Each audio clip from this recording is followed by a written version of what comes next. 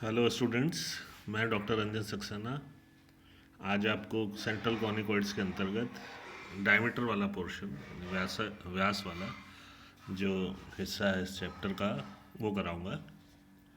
तो सबसे पहले डायमीटर क्या होता है, इसकी डेफिनेशन आप जानते हैं। वही डेफिनेशन यहाँ पर लागू होगी सेंट्रल कॉनिकॉइड्स में। केंद्रीय शांकवच की कोई भी जीवा जो उसके केंद्र से जाती हो व्यास कहलाती है।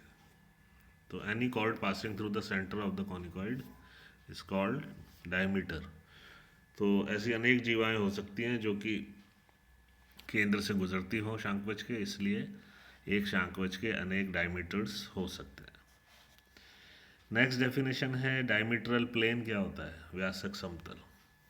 तो किसी शांकवच की समांतर जीवा निकाय को समद्विभाजित करने वाला जो समतल होगा वो व्यासक समतल कहलाता है। यानी आप किसी दी हुई रेखा के समांतर जीवाएं बना लीजिए शांकवच की, और उन जीवा निकाय को बाइसेक्ट करने वाला जो प्लेन होगा वो प्लेन सेंटर से भी गुजरेगा शांकवच के, और वो कहलाएगा डायमीट्रल प्लेन या व्यासक समतल। For example Y O Z O X का व्यासक तल है, क्योंकि ये ओ एक्स के समांतर सभी जीवाओं को समद्विभाजित करता है।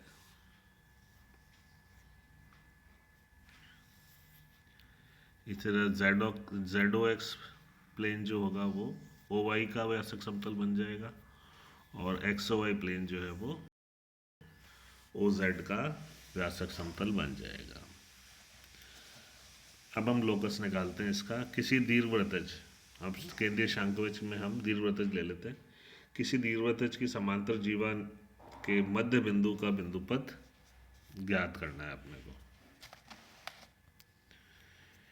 तो मान लीजिए दीर्घवृत्तज ये है x square plus upon a square y square b square z square c square equal to 1, first number जो इक्वेशन है। और इसकी जो जीवाएं हैं वो इस दी हुई रेखा x by l y by m z by n के समांतर है। अब इसके समांतर कोई आप जीवा ले लीजिए, और उस जीवा का मिडिल पॉइंट मान लो x1 y1 z1 है।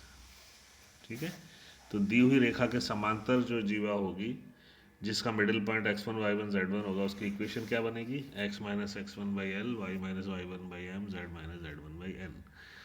तीनों रेशियोज को आप r के बराबर मान लीजिए, तो any point on this chord will be lx plus lr plus x1 mr plus y1 nr plus z1। ठीक है, any point on this chord. Middle point इस कॉर्ड का क्या है? x1 y1 z1। अब अगर ये वाला बिंदु दीर्घवृत्तज पर स्थित है तो आप सेटिस्फाई करा के इसको अरेंज करिए टर्म्स को, तो आपको r में क्वाड्रेटिक इक्वेशन मिल जाएगी। ठीक है, अब क्योंकि x1 y1 z1 middle point है, इसलिए इसमें जो मूल आएंगे ना वो दोनों अपोजिट डायरेक्शन में आएंगे, तो r1 plus r2 will be zero. तो r1 plus r2 quadratic equation से ज़ीरो होता है, तो minus b upon a zero, यानी बी ज़ीरो। बी क्या है? या कोफिशिएंट ऑफ 2r।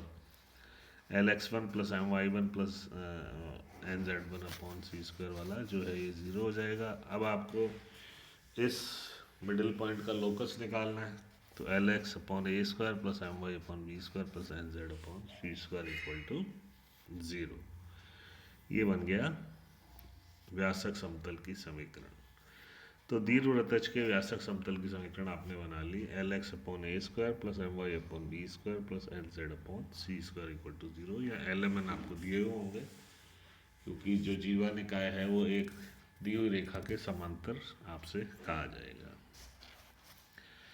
इसके बाद होते हैं कॉन्जुगेट डायमीट्रल प्लेन, संयुग्मी व्यासक समतल। तो यदि तीन व्यासक समतल P O Q Q O R R O P इस प्रकार के हों कि उनमें से प्रत्येक अन्य दो व्यासक समतलों के प्रतिच्छेद रेखा का व्यासक समतल हो, तो ऐसे व्यासक समतल संयुग्मी व्यासक समतल कहलाते हैं। तीन व्यासक P O Q Q O R R O P इस प्रकार के हों कि उनमें से प्रत्येक अन्य दो व्यासक समतल के प्रतिच्छेद रेखा का व्यासक तल हो। जैसे ये 3 प्लेन्स हैं, इनमें आप कोई 2 प्लेन्स ले लीजिए, उनको आप इंटरसेक्ट करेंगे तो आपको एक रेखा मिलेगी। हम जानते हैं 2 प्लेन जब इंटरसेक्ट करते हैं तो एक रेखा मिलती है।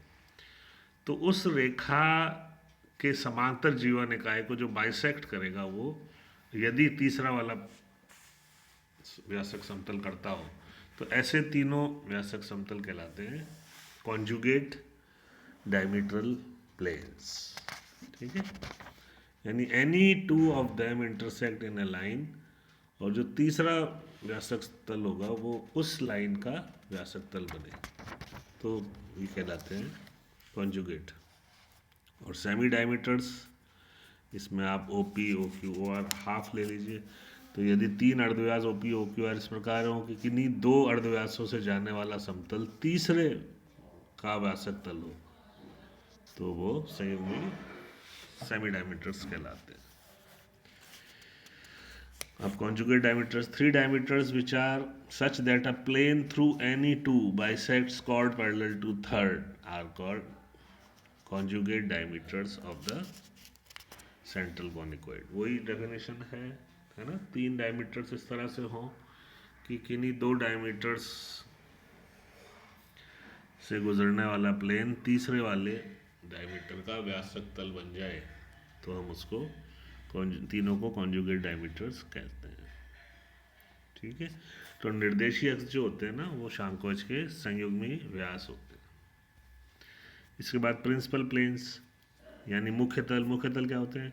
जीवाओं को लंबवत समद्विभाजित करने वाले व्यासक तल ही मुख्य तल कहलाते हैं। जैसे हम जानते हैं व्यासक तल बाइसेक्ट करता है जीवा निकाय का, तो वो बाइसेक्शन अगर परपेंडिकुलर हो यानी समद्विभाजन लंबवत हो, तो हम कहते हैं कि ये जो है प्रिंसिपल प्लेन्स है। इसके बाद प्रिंसिपल एक्सिस, दो मुख्य तलों को एक साथ देने पर प्राप्त प्रतिच्छेद रेखाएं मुख्य अक्ष कहलाएंगी, है ना। जैसे मान लीजिए एक्सो वाई और वाई ओ जेड 2 मुख्य तल हैं, तो उनकी जो लाइन ऑफ इंटरसेक्शन होगी वो कौन सी होगी? Y axis. तो मुख्य एक्सिस बन जाएगी एक, इस तरह से तीनों बन जाती है मुख्य एक्सिस। अब हम इक्वेशन निकालेंगे कॉन्जुगेट सेमी डायमीटर्स की और कॉन्जुगेट डायमीट्रल प्लेन्स की, और फिर उनकी प्रॉपर्टीज़ का अध्ययन करेंगे। तो ये हमने दीर्घवृत्त ले लिया के सिरे संयुग्मित व्यासक और व्यासक समतल की समीकरण हम निकालेंगे। तो ये दीर्घवृत्त की इक्वेशन हो गई। यहाँ निर्देशक वक्र, निर्देशक अक्ष, संयुग्मी व्यास और निर्देशक तल। तो ये जो इक्वेशन है, निर्देशक अक्ष होंगे वो ही इसके संयुग्मी व्यास होंगे, और निर्देशक तल जो होंगे वो इसके संयुग्मी तल होंगे। तो अब यहाँ चित्र बना लीजिए जैसा आपके स्क्रीन पे दिख रहा है चित्र, ये रहा। इस चित्र में हमने 2 व्यासक तल बना लिए हैं और तीनों एक्सिस बना लिए हैं, O P O Q O R, ये बन जाएंगे सेमी डायमीटर्स, और ये जो प्लेन्स बनाए हैं ये बन जाएंगे व्यासक तल। ठीक है, अब P point x1 y1 z1 हमने दीर्घवृत्त पे ले लिया है, तो ये सेटिस्फाई करेगा दीर्घवृत्त की इक्वेशन को। और OP जो है this is a semi diameter, इसके समांतर निकाय को बाइसेक्ट करने वाला व्यासक तल जो बनेगा वो बन जाएगा x1/a², y1/b², z1/c²। इसी तरह x2 y2 z2 और x3 y3 z3 ये भी ले लीजिए 3 पॉइंट्स इस पर। तो ये इलिप्सॉइड पे P Q और R और इनसे संबंधित व्यासक तल बना लीजिए। तो ये आपको 6 इक्वेशन इस तरह से प्राप्त हो जाएंगी जो आप चित्र में देख सकते हैं, A सेट और B सेट, है ना। अब आप इन संबंधों में x1/a को L1 ले लें, y1/b को m1 इस तरह से ले लें, तो हम देखते हैं कि L1 m1 L1 ये 3 परस्पर लंबवत रेखाओं की दिक्कोजयाएं हो जाएंगी। तो ये लंबवत दिक्कोजयाओं के रिलेशन जो हैं ये आपकी स्क्रीन पे C और D जो हैं ये आपको प्राप्त हो जाएंगे। ठीक है, तो तो ये बहुत इंपॉर्टेंट रिलेशंस हैं। X sigma x1 square a square आ रहा है, sigma y1 square b square आ रहा है, sigma z1 square c square आ रहा है। इसी तरह सिग्मा x1 y1 ये 0 आएगा, sigma y1 z1 0, sigma z1 x1 ये भी 0 आ जाएगा। तो ये कुछ रिलेशंस बनते हैं जो कि हम आगे यूज़फुल होंगे। अब प्रॉपर्टीज़ बना रहे हैं हम कॉन्जुगेट सेमी डायमीटर्स की। तो प्रॉपर्टी में देखिए, सबसे पहले sum of the squares of any 3 conjugate semi diameters of an ellipsoid is constant. तो चित्र में देखिए O P square O Q square O R square कितना आ रहा है, ये इनका सम करिए आप, और रिलेशन नंबर सी जो सेट है उसका यूज़ करेंगे। तो आपको O P square plus O Q square plus O R square a square plus b square plus c square के बराबर आ जाएगा, कांस्टेंट है जो कि। इसी तरह 3 संयुग्मी अर्धव्यास एक समांतर षटफलक के सहवासनी कोरों हों तो आयतन स्थिर होगा। यानी एक पैरेलल पाइपेट की अगर ये 3 कॉन्जुगेट सेमी डायमीटर्स कॉन्ट्रामिनस एजेस हों तो ये इसका वॉल्यूम जो होगा ऐसे पैरेलल पाइपेट का 0 आता है। तो वॉल्यूम ऑफ पैरेलल पाइपेट का आप फॉर्मूला लगा ली, 6 × 1/6,000 ये आ जाएगा, डिटर्मिनेंट फॉर्म में आपके स्क्रीन पे है। और इसको आप सॉल्व करिए, इसमें थोड़ी सी ट्रिक लगाइए।